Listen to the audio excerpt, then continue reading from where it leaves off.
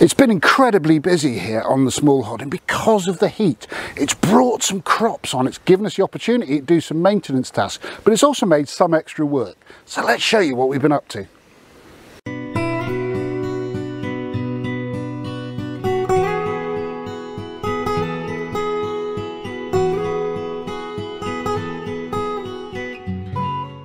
Welcome, my name's Fiona and together with my husband Hugh we operate a small holding here in the UK, and this series covers our progress through the year trying to be as self-sufficient and self-supporting as possible.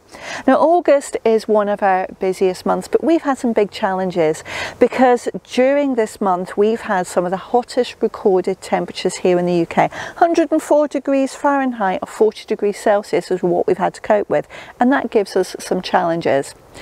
What we're going to be looking at today is a number of things which we do to save money. The first thing is we are going to be looking at making our own plant food because I love tomatoes. Hugh loves tomatoes, but they're very nutrient hungry, and making our own plant food saves a lot of money and it's so easy to do. We're going to be looking at the work I've been doing to repair the render on one of the barns, stabilising the render and then painting it. We're also going to be looking at food preserving because we're harvesting so much at the moment and there's a lot that we're doing, but we're also making use of very cheap prices in the supermarket for some fruits and vegetables which we love, and we're going to show you how we preserve those too. We're going to be looking at what we're doing to cope with that very hot weather and the shade we're providing both for our plants and for our brilliant little chickens that everyone knows I'm completely obsessed with. And finally, we are still planting. There's a vegetable called celeriac which we've been planting in the ground, and we're going to be showing you that process. But let's get started with our first segment.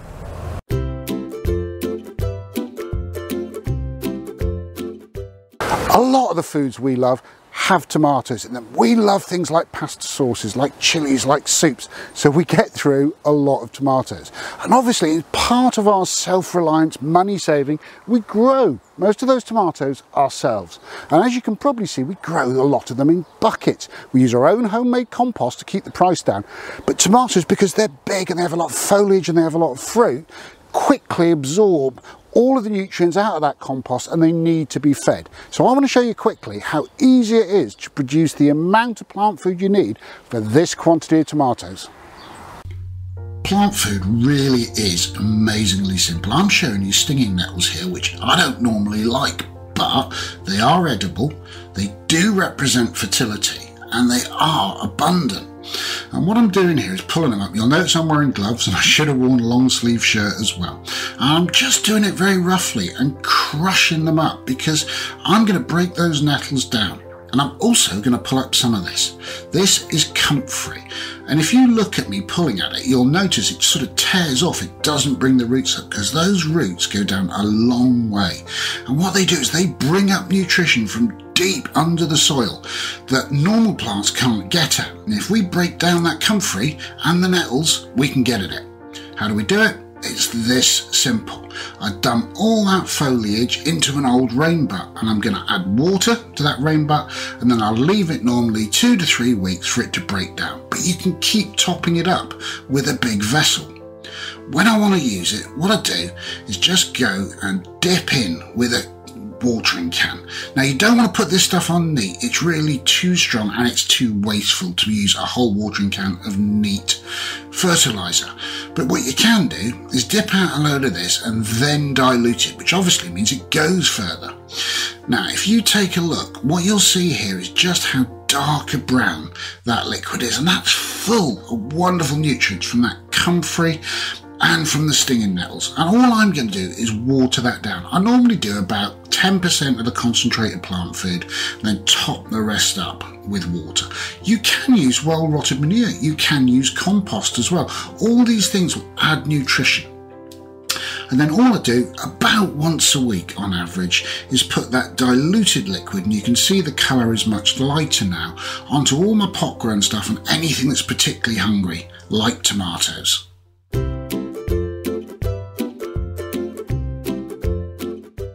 This is one of our barns, and as you can see, it's actually covered with some render. Now, render, once it's painted, lasts quite a long time, but the last time we painted this was probably 10 years ago, and during that time we've actually had a little bit of water encroachment and the render suffered a little bit. So the water has actually separated some of the paintwork from the render, but as you can see, you can't see that now, and that's because I've finished this job and this is now repaired and painted. I've still got a little bit to do. There's bituminous paint to go on these lintels and the brickwork at the bottom, but the main masonry is done. So let me take you through the process. I'm sure every old man in the world has said this at some point, but it's all in the preparation. What Fiona's doing here is just scraping off any paint that isn't fully adhered to the render, because if you don't, anything we add on top really isn't going to help to fix the problem. It is vital that we get all the loose stuff off and then get a really good key between the layers of paint and render. As you can see, big flakes coming off there. Now once that's done, a good little trick is to sand off the edges where there's a transition between good paint and the plaster, and that way you don't get big ridges that sort of show where you've had to top the paint up, as the layers are different on good paint and where we scraped off. Filling any cracks, filling any little holes as well, just gives us a nice finish at the end. And here's a good trick that a plasterer taught us. Once you've filled the little gap, use a wet sponge to dab over that render, and it'll provide a good key for the paint and then blur the edges of where there's a bit of new render. Here's the magic. Zinc peel stop. You paint it on, it's clear, but it provides a really strong bond between paint and render or other forms of plasterwork. And all Fiona's doing here is putting it on with a roller. We'll let that dry thoroughly, and then we'll put a decent quality masonry paint on top of that. And here we go. We're using Santex here just because I happen to like the stuff, but honestly any good masonry paint will do. Now this may seem a little bit sort of fussy, but honestly it preserves our buildings for the long term.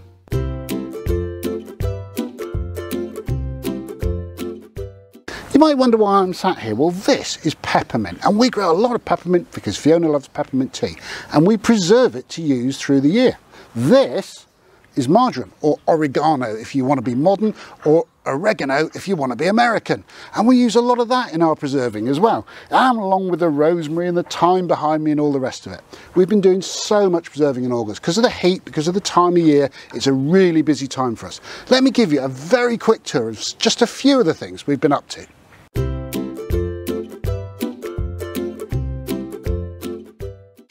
When we're dehydrating things, we will often put a few trays of herbs in as well as the fruit or what have you if we haven't got a full dehydrator. But honestly, you don't need a dehydrator to dry herbs. Here's part of our pantry with big bundles of herbs just hung up, drying. You want a fairly cool, fairly dark, fairly airy place, but there's no great magic to it. And it might seem odd just to dry a few trays of peppermint, but if you see the price of peppermint tea, it's a heck of a price. And what Fiona does is produce many jars, and you'll see a little infuser teapot at the bottom, of dried peppermint, and that gives us our peppermint tea rather than spending several pounds for a box of tea bags. Honestly, you can't kill mint with a flamethrower, so it's very easy to produce your own.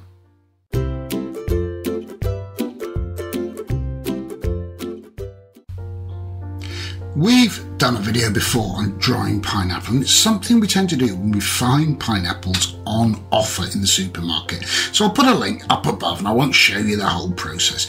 But much as I'd love to say we produce everything we need, some things like pineapples are so difficult to produce in this country. It's not to say you can't, because people used to in pineapple houses, but it's terribly complex.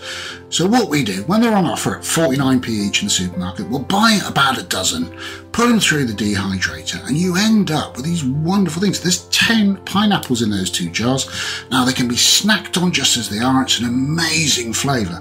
But also, if you put them in some warm water just for a short period of time, you bring them back to life, and they're perfect in cakes or fruit salads.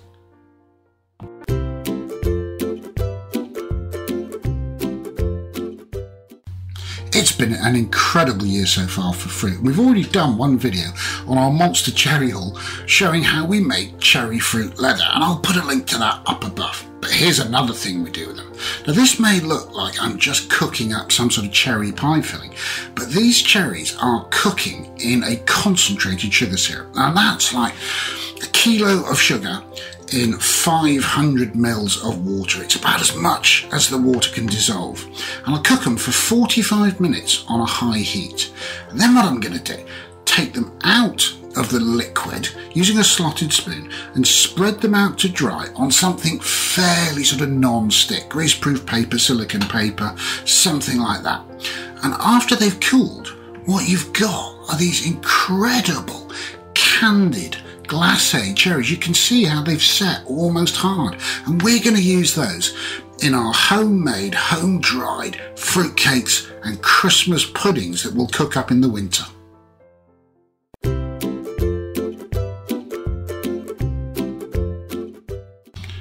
This is our polytunnel that we're growing tomatoes in. We really bought the polytunnel frames just for avian influenza lockdowns, but we've got the polytunnel covers, so we're growing tomatoes in them. And what we're growing in the main are cooking varieties. Roma, San Marzano, big, thick, meaty tomatoes that we can preserve because we love a lot of tomato-based dishes. Now we're getting already, and it's early in the season, but we're getting several kilos every couple of days. That basket will be full before we've finished. So we need to preserve. How do we do that? Well, I like the skins off for preserving. And the way I do that is just to cut across in the non-stalk end of the tomato with a sharp knife, just like that. And then I'll plunge a few tomatoes at a time into a pan of boiling water just for 1 minute. And after 1 minute, using a slotted spoon, you can see those skins are lifting off. I'll pop them into some ice water just to cool them down enough so that I can touch them without burning my hands. And then, as you can see, those skins come off dead easy, although I will trim just the end of the tomato just to get all the skin off neatly. And we'll get a bowl like that. And I used to preserve them. I would can this kind of numbers of tomatoes at a time. But what I like to do now is see what else I've got in the harvest. And right now, we've got onions, we've got garlic, we've got plenty of herbs in the garden as well. This, again, is our oregano or marjoram, but we've also got rosemary.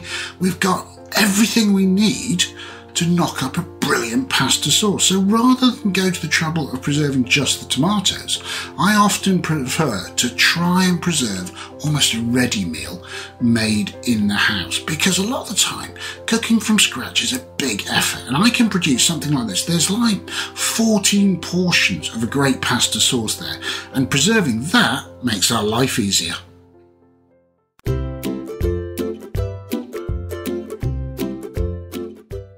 The UK is generally quite a cool climate, so we do a lot of growing in greenhouses and in polytunnels and the like because we like foods like chilies that honestly do better here under glass. The problem is when we do get these very hot spells, and it's been 40 centigrade in this last few weeks, in this kind of a glass house, even with the doors open, even with the vents open, it can lead to damage to the plants however much you water. So we have to take some special precautions. And the same with our heavy feathered chickens. Let me show you what we've been doing. This is window lean, and I learnt this trick from my granddad, so it's gonna be an old one. Window lean is a cream, and you put it onto your glass of your windows with a soft cloth, let it dry, polish it off, and it leaves them sparkling clean. But that is not what we're going to do with it today. What we're going to do with it is put it onto the south side of the greenhouse and onto the roof of the greenhouse and just leave it there. We're applying it fairly thickly, and I know it looks a little bit messy, but what it's going to do is prevent a lot, but not all, of the light getting into the greenhouse. And for the roof section, Fiona's using a window cleaning kit that we use here with the applicator part, but you could just use a mop or anything like that. And this is what it's like inside. It cuts out probably 70% of the solar gain of the greenhouse, and on the hottest parts of those days that were over 100 Fahrenheit, it was actually about 10 degrees cooler inside our greenhouse than it was outside. And when finished, we just buffed the stuff off.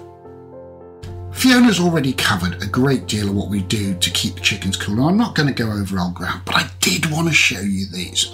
This is our Garden Life Direct Run, and oh my goodness, it's been great. And we're using it for broody hens a lot. And Licorice, at the point of recording this, is inside our Nestera coop, inside the run, brooding on her eggs. But we got frightened that it was going to get very, very hot. And being a broody, she can't come outside and leave those eggs for a long period of time. Now, Garden Life Direct, when they sent us this run, also sent us these tarpaulins, and they're brilliant. They can be used for shade. But let me show you the fastening. It's just a loop of elasticated cord with a big toggle on the end, and if you poke it through the grommet and then pass it back through the mesh, what you can do is just stretch the cord over the toggle, and it holds those tarpaulins in place, giving brilliant shade for the chickens.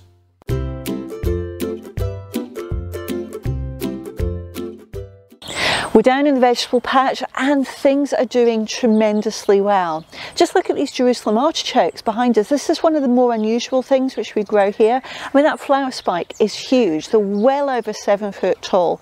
But the real joy is the tuber under the ground, which is a potato replacement, and it's absolutely delicious.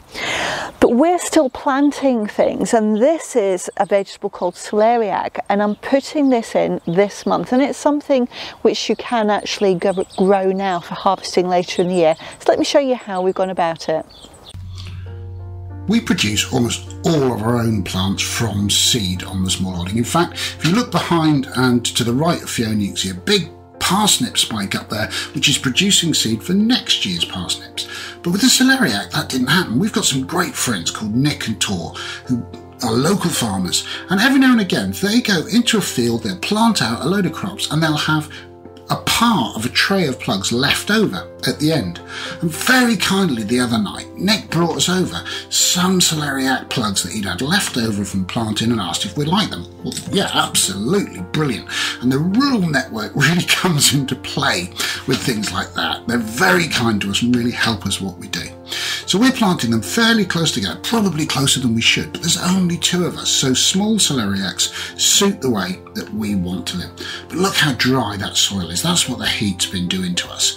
So as soon as those plants have gone in the soil, it's really important to give them a good wet down. And you can see how dark our soil goes, because there is a lot of organic matter in that soil. But it's been such a drought this year that if we don't keep things watered, they really haven't got much of a chance of surviving, and especially things that are trying to put on a big root like celeriac does.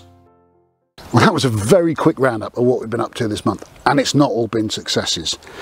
I started those onions from seed in January, and they normally do really well and preserve fantastically, but this year, because of the heat, because of the dryness, they're gonna be really small. And we've had other problems. One of our hens was sat on 14 eggs because we wanted to produce an unrelated cockerel, and I think because of the heat and some rough handling, the viability of those eggs was awful, and we've only had one poor little chick hatch out of the whole batch of eggs.